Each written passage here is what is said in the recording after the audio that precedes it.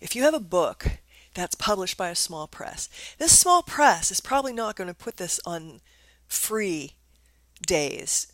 With Amazon, you have 5 free days every 90 days, and that doesn't really do much for literary because everybody who was going to buy it may buy it on the free days. If you tell all your friends who are in the literary world, and then there's nobody else left to buy it. And they are more likely to write a review of it if you send them the print book. Literary is really more about print than ebook. And writing a review, you want to pay them back in some way. A 99 cent or 2.99 Kindle book is a little bit insulting. Say, I'll give you this for free if you read my book and write an Amazon review. So, so print book is really better. But most people who you think will review it will actually not review it. They will probably not even read it. Something will come up and they just won't have time.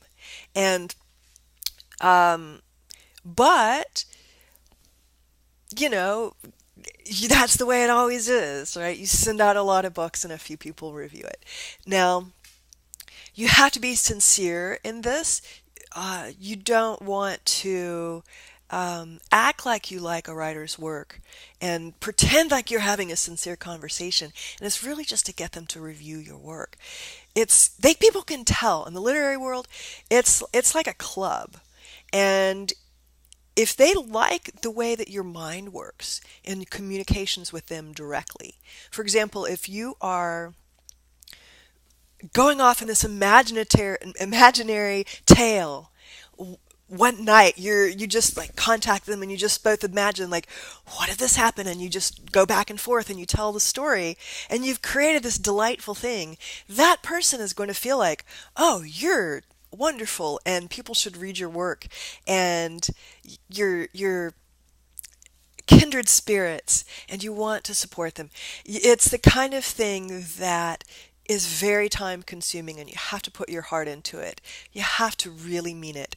But if you do that, people will share your short stories when you get them in magazines. Now, it's much easier to do this if you have them in online magazines. Share a link to that story, done. Literary anthologies and magazines that are print, you can share that it was in there. But that doesn't mean people are going to go out and buy it. So they're more likely to read it if it's online.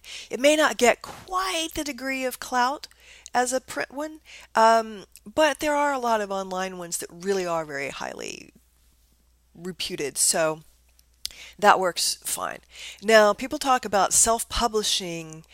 Should they or shouldn't they? When it comes to literary fiction, normally getting published by somebody else is truly better than self-publishing. Um, for the most part. Of course, there's always exceptions, but it's about the gatekeeper. It's about saying, this person, this press, thought my work was good. And that's a lot of what literary fiction is about. It's kind of reminds me a little bit of being a child and you're taking it to your parents or your teachers and nobody else understands you. You're the weird kid who wants to write stories. You want to be great like William Faulkner. You want to be taught in schools. Those are your heroes. Those are your friends. Those people who write the books. And your teacher says, yes, you did a great job. It's kind of that mindset continued through adulthood. As a mature person, you want people to appreciate your work. You want them to see what you see and feel these characters' lives. And it's not about making a lot of money with your writing. It's not. But you can do that and then teach and then edit, etc. And that's fine. People who teach in universities aren't expected to have, many of them, I've looked them up, many of them have 0 Amazon reviews, and they're the head of the department.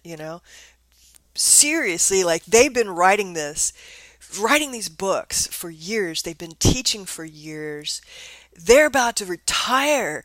No Amazon reviews. That's fine. They don't care. It's not about that. So I'm going to move now to the next section, which is about marketing for genre fiction.